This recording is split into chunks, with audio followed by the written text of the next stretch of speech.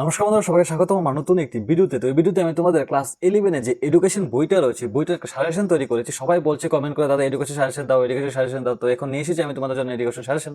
তোমরা অবশ্যই এই সাজেশনটা খুব ভালোভাবে ফলো করবে। তো তোমরা অবশ্যই ভিডিওটাকে লাইক করে দেবে, এবং যদি তোমার আমার চ্যানেল নতুন হয়ে থাকো তোমরা অবশ্যই চ্যানেলটাকে সাবস্ক্রাইবও করে নেবে। আর যদি তোমাদের ভিডিওটা অনেক মূল্যবান মনে হয় তোমরা অবশ্যই তোমাদের বন্ধু এবং বান্ধবীদের সাথে শেয়ার করে দেবে, যাতে তোমার যেমনভাবে হেল্প হচ্ছে অন্যদের সাথেও তেমন হেল্প হতে পারে। তো এটা মনে রাখবে যে এডুকেশন কোনো জিনিস যদি শেয়ার করো এটাতে কারোর কোনো লস নেই, দুনো দিকেই লাভ হয়। ঠিক আছে, তো এখন আমরা যাই কম্পিউটার স্ক্রিনে। আর যারা চ্যানেলটাকে নতুন রয়েছে তোমরা অবশ্যই চ্যানেলটাকে সাবস্ক্রাইব করে নেবে, যাতে করে চ্যানেলটা হারিয়ে না যায়। কারণ তোমরা কিন্তু পরবর্তীতে যে ইয়ার আসবে, যে বছরটা আসবে, এখানে কিন্তু তোমরা 11 স্টুডেন্ট কিন্তু 12 আসবে। তো তাদেরও তোমাদের যাতে সেখানে গিয়ে কোনো প্রবলেম না হয়, সাজেশন সময় মতো পেতে পারো, তারা অবশ্যই চ্যানেলটাকে সাবস্ক্রাইব করে নেবে।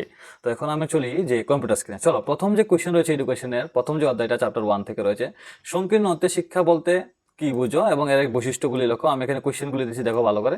সংকীর্ণ অর্থ শিক্ষা কাকে বলে এবং এর বৈশিষ্ট্য, ব্যাপক অর্থ শিক্ষা কাকে বলে এবং বৈশিষ্ট্য। খুব ইম্পর্টেন্ট কোয়েশ্চেন, এগুলি তোমাদের ফলো করতেই হবে। ঠিক আছে, 3 নাম্বার কোয়েশ্চেন। তারপর দেখো এখানে 3 নম্বর কোয়েশ্চেন, নিয়ন্ত্রিত শিক্ষা কাকে বলে, ঠিক আছে, বা বিধিবদ্ধ শিক্ষা কি, এখান থেকে এটা একটা আসবে এখান থেকে। তারপর হচ্ছে 4 নাম্বার, শিক্ষার প্রকৃতি সম্পর্কে আলোচনা করো। শিক্ষার পরিধি যে ত্রিবিদ দ্বারা বিদ্যমান তা বিশ্লেষণ করো। সে আধুনিক শিক্ষায় শিক্ষকের দায়িত্ব সম্পর্কে আলোচনা করো। কোশ্চেনগুলো একটু এদিক ওদিক ভাবে লেখা হয়েছে, কারণ আমি স্টুডেন্টদের খুব তাড়াতাড়ি কোশ্চেনটা দিয়েছি, তার জন্য তাদের হাতের লেখা একটু এরকম হয়েছে। তো তোমরা দেখে নেবে। 7 নম্বর কোশ্চেন হচ্ছে পাঠ্যক্রম নির্ধারণের মূলনীতি সম্পর্কে আলোচনা করো। তারপর আরো কোশ্চেন দিয়েছি এখানে, শিক্ষার দার্শনিক ভিত্তি সম্পর্কে আলোচনা করো। তো প্রথম অধ্যায় থেকে 4টা কোশ্চেন দিয়েছি, এখান থেকে 4 মান আর 5 মান মিলিয়ে আসবে। তো তোমরা অবশ্যই এটা ফলো করবে। তো প্রথম অধ্যায়তে মনে হয় না কোনো 5 মান আসবে, তো 4 মান 8টা রয়েছে, 8টাতে যে কোনো 2টা 5 মান 4 মান তোমাদের এখানে আসবে। ঠিক আছে, তারপর দেখো দ্বিতীয় অধ্যায় একটা 4 মান আর একটা 2টা 4 মান আর একটা 5 মান আসবে। মনে রাখো তোমাদের পরীক্ষায় যে মনে হয় 4 মান আসবে 7টা মোট ফেলি পরীক্ষায়, আর 5 মান আসবে 2টা। তো এই অধ্যায়তে 5 মান কিন্তু একটা আসছে, আর 4 মান আসছে 2টা। তো আরেকটা প্রথম কোশ্চেন হচ্ছে, নিয়ন্ত্রিত শিক্ষা কাকে বলে, বৈশিষ্ট্য দাও। অনিয়ন্ত্রিত শিক্ষা কাকে বলে, বৈশিষ্ট্য উল্লেখ করো। নিয়ন্ত্রিত শিক্ষার বিদ্যালয়ের ভূমিকা আলোচনা করো। 4 নম্বর কোশ্চেন, বিদ্যালয়ের 4টি কি লিখেছে এটা, উৎস উল্লেখ করো। উৎস না, এটা কার্য হবে এটা। ঠিক আছে, 5 নম্বর কোশ্চেন, শিক্ষার প্রসারে সংবাদপত্রের ভূমিকা আলোচনা করো, যে নিউজ পেপারের ভূমিকা আলোচনা করতে করেছে। 6 নম্বর কোশ্চেন, মুক্ত বিশ্ববিদ্যালয় কি, এর বৈশিষ্ট্য লিখো। 7 নম্বর কোশ্চেন, নিয়ন্ত্রিত শিক্ষা ও অনিয়ন্ত্রিত শিক্ষার মধ্যে পার্থক্য উল্লেখ করো। 8 নম্বর কোশ্চেন, শিক্ষার উপাদান কয়টি এবং কি কি তা উপাদান সম্পর্কে আলোচনা করো। তারপর দেখো, দূর শিক্ষা বলতে কি বুঝো, অর্থাৎ ডিস্টেন্স এডুকেশন বলতে কি বুঝো, এর সুবিধাগুলি লিখো। তারপর কোশ্চেন, মুক্ত শিক্ষা কি, এর বৈশিষ্ট্য। তারপরে কোশ্চেন, সমাজের বৈশিষ্ট্য উদাহরণ সহকারে বুঝিয়ে দাও। তারপর লেখো, ভাবগত শিক্ষা এবং নৈতিক বিকাশের ধারণা সম্পর্কে আলোচনা করো। সামাজিক স্তর বিন্যাসের বৈশিষ্ট্য আলোচনা করো। এই কোশ্চেনগুলো এখান থেকে মোট 14টা কোশ্চেন দিয়েছি।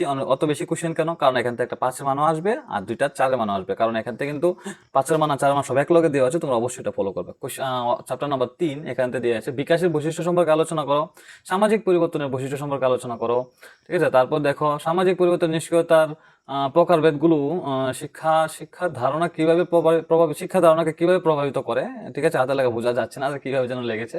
তারপর 4 নম্বর কোশ্চেন, সামাজিক স্তর বিন্যাসের ক্ষেত্রে শিক্ষার ভূমিকা আলোচনা করো।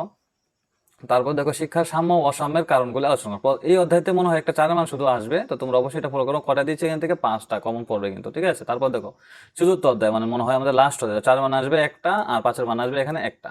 তো এখানে দেখো, প্রাচীন ভারতের বৈদিক ব্রাহ্মণ্য শিক্ষার বৈশিষ্ট্য উল্লেখ করো। 1813 খ্রিস্টাব্দের সনদ আইনের তাৎপর্য উল্লেখ করো। উডের ড্যাশপাস কি, উডের ড্যাশপাসের সুপারিশগুলো আলোচনা করো। মহাত্মা গান্ধীর বুনিয়াদী শিক্ষা সম্পর্কে আলোচনা করো। মাধ্যমিক শিক্ষা ও উচ্চ মাধ্যমিক শিক্ষা সম্পর্কে আলোচনা করো। তারপর দেখো, উপনয়ন কি, চতুরাশ্রম কি, সমাবর্তন ও প্রবজ্জা কি, অষ্টাঙ্গিক মার্গ কাকে বলে, বৌদ্ধ শিক্ষার কয়েকটি বৈশিষ্ট্য উল্লেখ করো। খুব সুন্দর সুন্দর কোশ্চেন কিন্তু এটি। বুদ্ধ বা ব্রাহ্মণ শিক্ষার মধ্যে বুদ্ধ ও ব্রাহ্মণ শিক্ষার মধ্যে পার্থক্য লেখো। ম্যাকলে মিনিট কি, এইসব কোশ্চেন এখানে দিয়েছি, আর কোশ্চেন নেই। তোমরা অবশ্যই এই কোশ্চেনগুলি ফলো করবে। তোমাদের মনে রাখবে 4 মান আসবে 7টা। তো 4 7 কত, 28, আর এখানে 5 আসবে 2টা, 5 মানে 2টা 10। তো এখানে তোমাদের 38 নাম্বার এখানে রয়েছে, তোমরা অবশ্যই এগুলি ভালো করে পড়বে, তোমাদের এখান থেকে কমন পড়বে। ঠিক আছে, তো যাদের পিডিএফটা দরকার তারা নিতে পারো, আর যারা আশা করি পিডিএফ নেওয়ার কোনো দরকার নেই, এখানে ভিডিওটা রয়েছে, তোমরা ভালো করে দেখতে পারো। তোমরা আমি বলেও দিয়েছি, তোমরা ভালো করে একটা ফলো করবে। ভিডিওটাকে পজ করে করে সুন্দর করে ভিডিওটাকে তোমরা খাতায় নোট ডাউন করে নাও।